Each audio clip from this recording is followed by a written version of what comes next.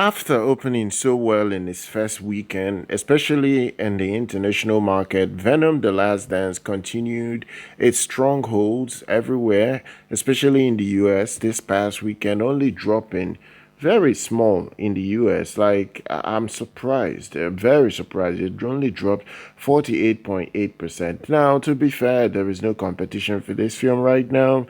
It's the only film in the multiplex making money big time.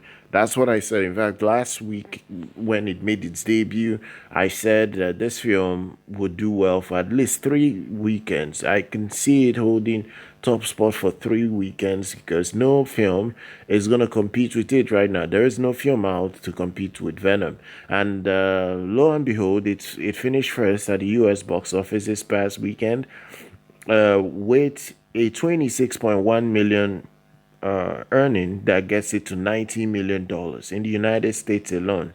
That's a very good number. What it means is that it beat out terrible movies like The Marvels that dropped 78.1% in its second weekend. It beat out The Flash that dropped to 72.5%.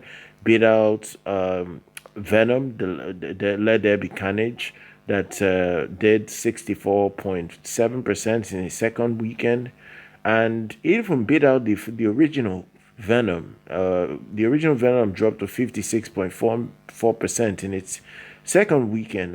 This third one is holding very well, and I know people would say, "Oh, it has no competition." The reality is that for it to still drop 48%, considering the hate critics are giving it, I think it's a very, very great hold. There is no way you want to spin this. It's doing well enough to guarantee that the Sony Pictures make a lot of money from this project.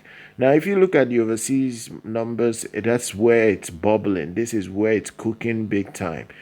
It has crossed $200 million overseas. It has crossed $200 million overseas. It it did well this past weekend. It grossed a strong 68.4 million in the second weekend overseas, only just dropping 44.8% from its opening weekend. It has hit 227.1 million overseas in 70 markets. And when you add it up to the $90 million it has made in the United States, you'll be looking at a total of $317.1 million. That is a fantastic hold.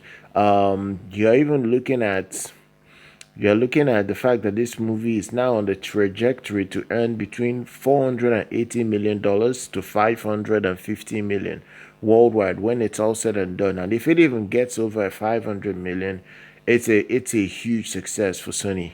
It's a huge success. There's no way you want to look at it. It's a huge success, regardless. Then finally, if you look at the remaining top 10 at the box office, Wild Robot of all movies came second this past weekend, made 7.6 million for a total of 121.5 million.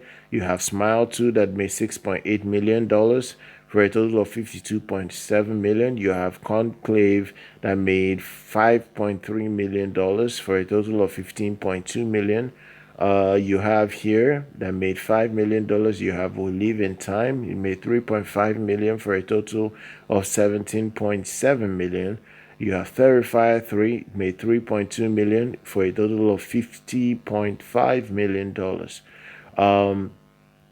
In fact, you have other projects like Sing Again that made 2.1 million. You have Beetlejuice that still made another 2.1 million for a total of 292.1 million.